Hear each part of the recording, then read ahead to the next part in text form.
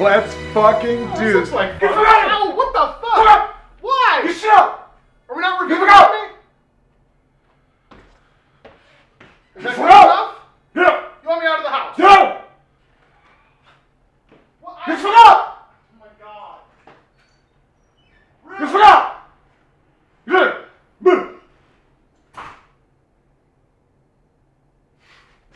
Let's fucking do this!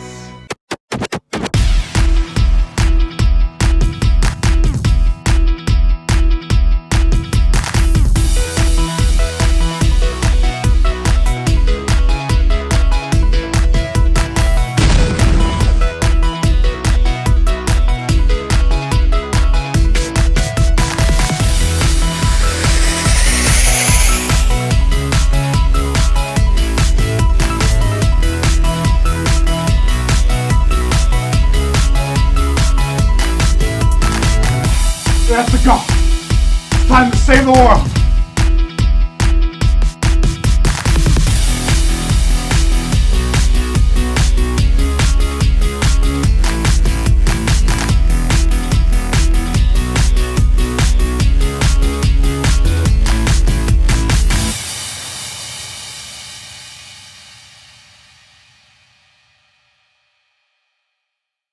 Hello and welcome to Cover by Cover. I'm Flamer Maxley. And I'm sweating my ass off. Why did you make me wait outside? No reason. Today we're looking at the show that set this whole train in motion. An incomparable anime from an incomparable creator. Ladies and gentlemen, Gungrave. Gungrave started as a game on the PS2 that comes roaring out of the gate demanding that you kick all of the ass. While it was harshly criticized for lack of replay value and short length, the unique stylings of manga artist Yasuhiro Naitao of Trigun fame and Kosuke Fujishima gave the game a much higher reputation than it might have otherwise received.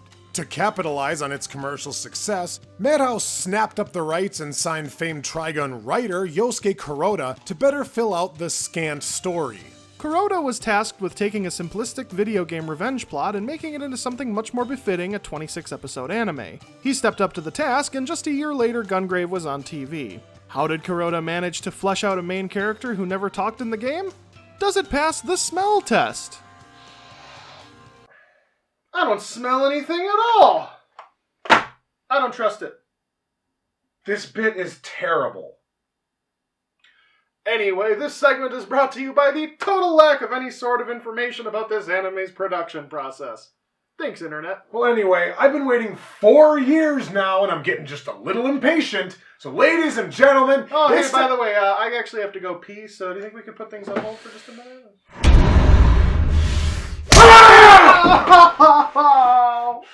The pain train has no brakes, bitch! It's Gungrave! I don't have to pee anymore. Gungrave comes blazing in with a monologue we have zero context for, which transitions into unstoppable badassery.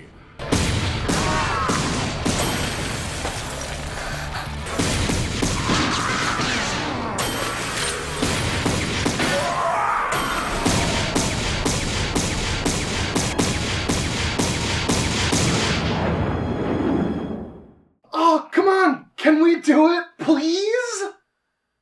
This isn't the right show for it, Joe. Oh, come on.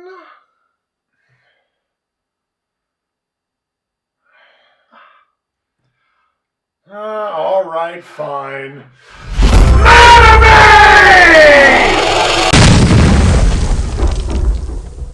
We may not have gotten the actual kick their asses intro, but who needs that? This awesome sequence sets up old Gravy as a straight-up killing machine, and that's exactly what we need.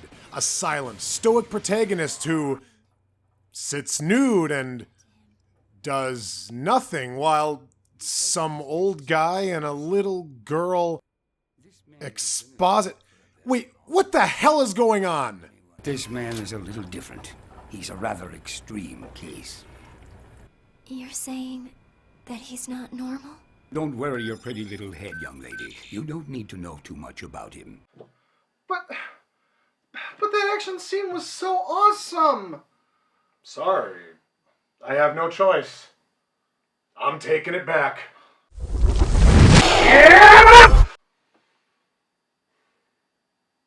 You made me do this. Don't worry your pretty little head, young lady. You don't need to know too much about him. Well, yeah, I guess that's true. But we'd sure like to. And why does Grave have a black hole where his bait and tackle should be? Not very subtle, guys. Behold, the most obviously censored penis ever! One more thing. He's not called Brandon. He's called Grave. Call him Beyond the Grave. That's really stupid. Did he ask to be called that, or did you come up with it? Did you think it sounded cool or something?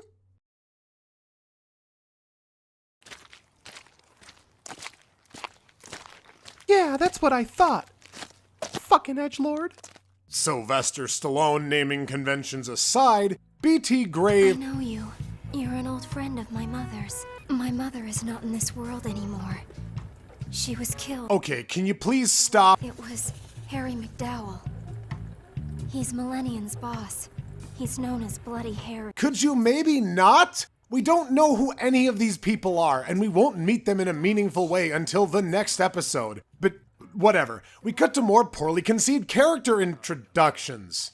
Primarily featuring Fatty McEats-a-Lot here, a fat man whose sole defining character trait thus far is eating. Is he gonna devour a cheeseburger and fall over next? He must be in line for a Melissa McCarthy comedy in the near future. Fuck's sake. So the issue that confronts us now is who could possibly be powerful enough to wipe out so many Orgmen. There's a single case on record, isn't there? And I believe it describes someone who could annihilate prototype Orgmen. That's true. But didn't that happen 13 years ago? Oh, and he's voiced by Snagglepuss. Great. I'm glad we have any chance whatsoever to take this guy seriously out of the gate. Come on. The meeting ends abruptly after roughly a minute, and henchman number 4 hands White Suit a picture after he mentions the Millennium organization. We see the image of a young guy and an old guy before we immediately cut to Science McAncient. So, was he the old guy in the photo? What's his name? Focus, anime! Give me some information I actually have context for!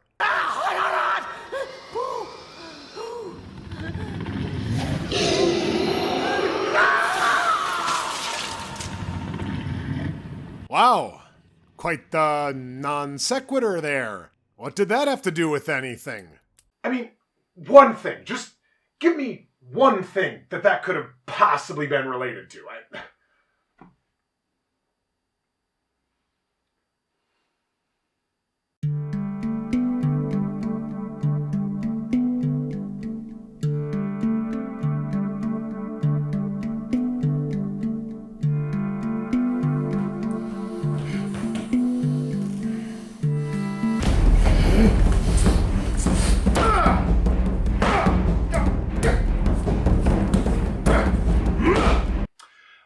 That's a... No, you know what? Hang on.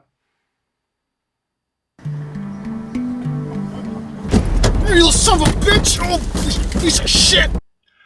That... No, you know what? Still not clicking.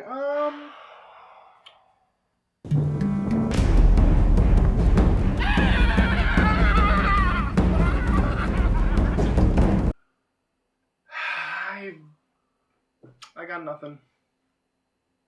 Okay, well, thank you for that riveting interlude. Anyway, let's get back to it.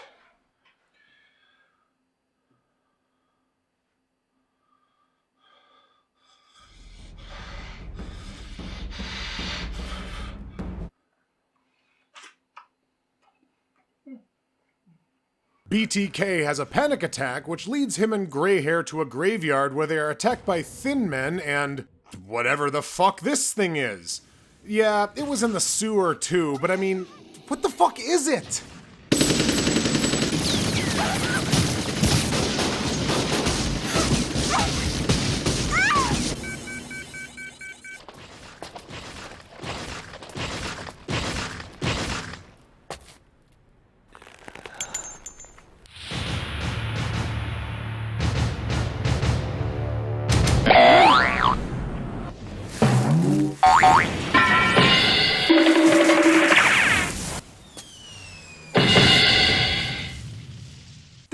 is a little bit silly here.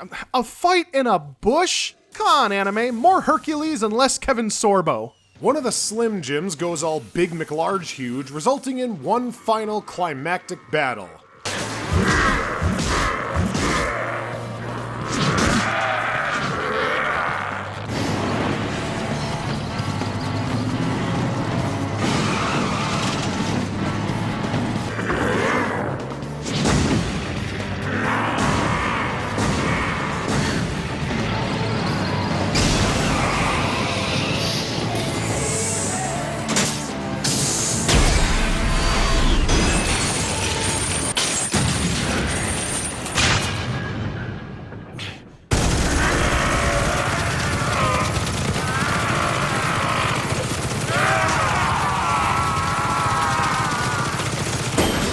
Beyond the metaphor!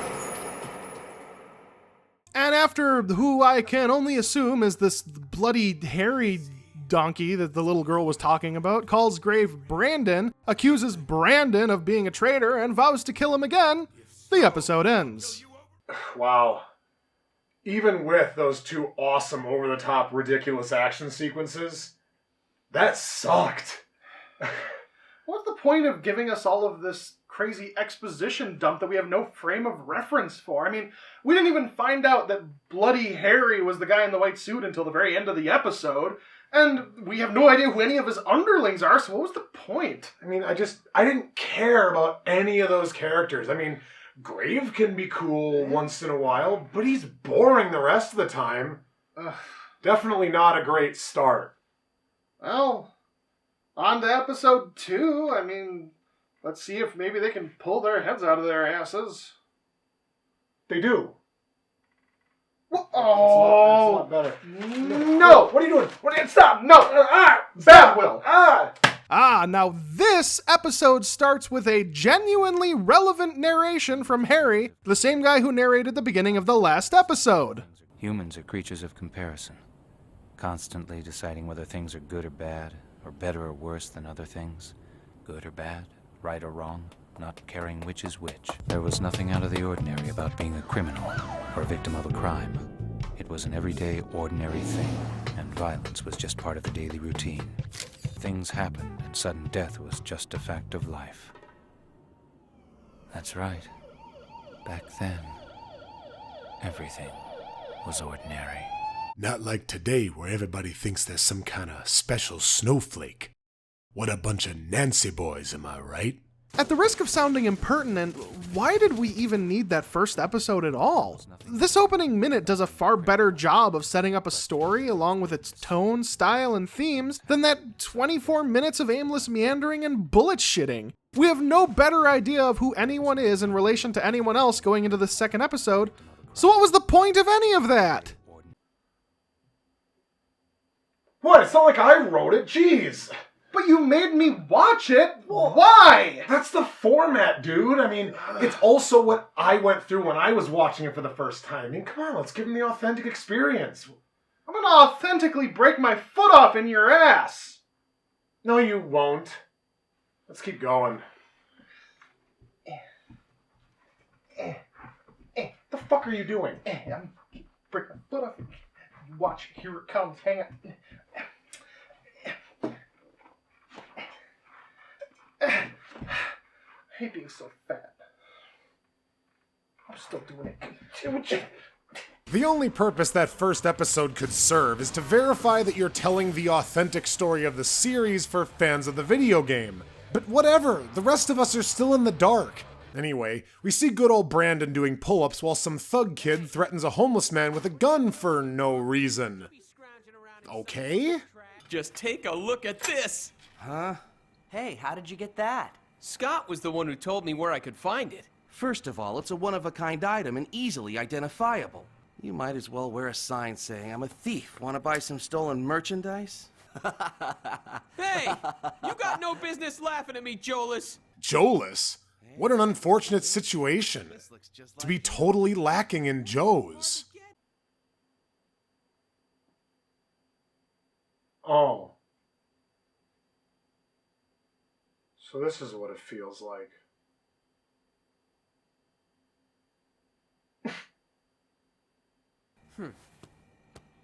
What do you want? What? What's that for? Do you mean you want to buy it? The hell? Is he a mute? Use your words, buddy! Or is he just not fully evolved yet? Oh, sorry. What do you want?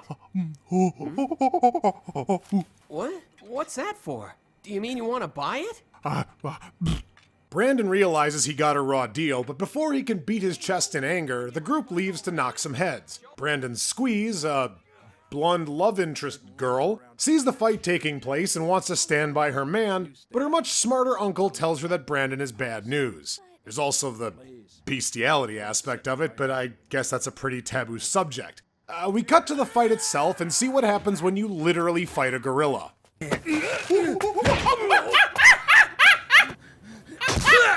Nicely done.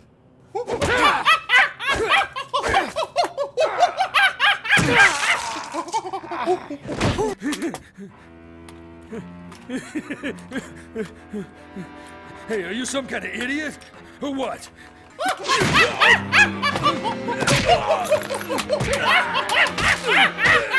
It turns out that the gun the black kid was so proud of is actually a toy. Are you serious? That bastard. Brandon and Hockey Dude visit the local crime lord and get paid for their day's work before telling them about the territory dispute and ask him to talk to the not even close to a gangster from earlier. We then cut to the wuss. Hey, Deed, what kind of gang you running here? You better teach your guy some manners. Big brother! Oh, something tells me this isn't gonna end well. Anyway, we cut to Brandon not having a conversation with the girl who somehow loves him. Listen to me. Why don't you quit? Why do you keep fighting? Those friends of yours, they mean a lot to you, Brandon? Of course. Can someone teach the poor ape some sign language or something? How does anyone carry on socially with this weirdo? I'll take you home. Oh my god, he speaks! Maybe he should try it more often! Anyway, the rest of the episode becomes a race against time as the group sets out to rescue Black Kenny from Melanda, the local kingpin who Kenny indirectly stole the necklace from. Just as Melanda is giving the order to kill him, the three bust their way in and Harry Anders, who works for MI5, makes a daring proposal. I've been polishing my skills. I'm in great shape, not to mention pretty good looking. Rest assured, you'll have a wonderful time. In fact, I guarantee it. I see. A few minutes later. Sorry, Harry. Not everyone craves your juices like that thirsty whore over there. However, just when it looks like our main characters are definitely gonna bite the dust in the second episode, Melanda gives the order to just beat the shit out of them instead, and the three escape with their lives. Brandon! Come on, Brandon. Snap out of it.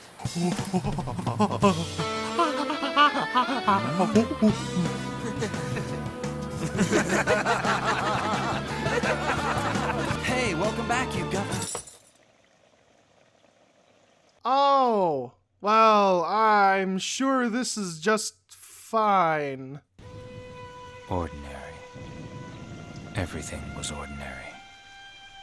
Except for the fact that the dead man in front of our eyes was one of us. In a place where things like this were commonplace, they were nothing more than ordinary.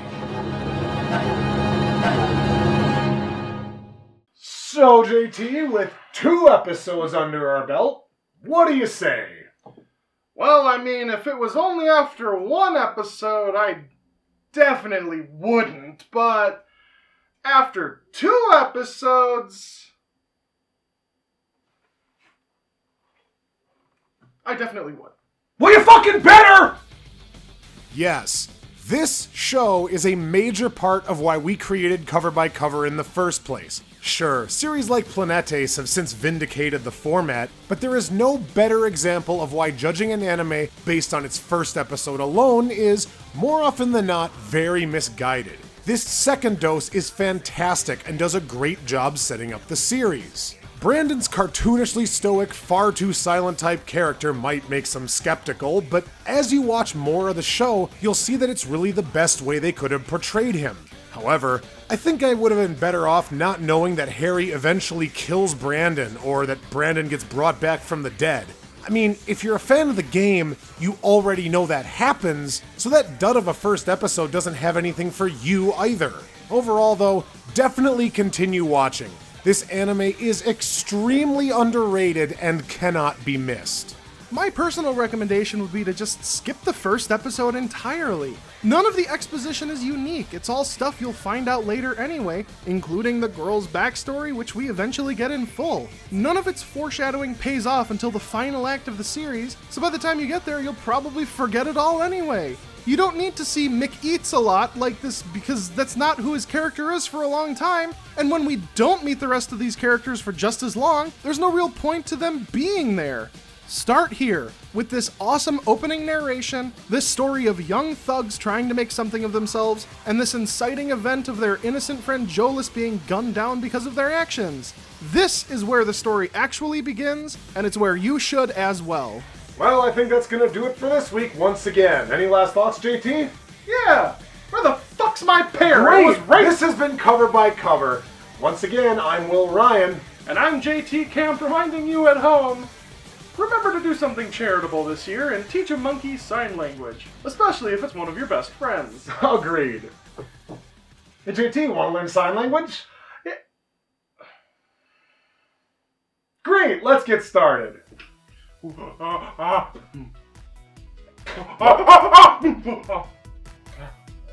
Okay, oh no! Ah! Oh shit!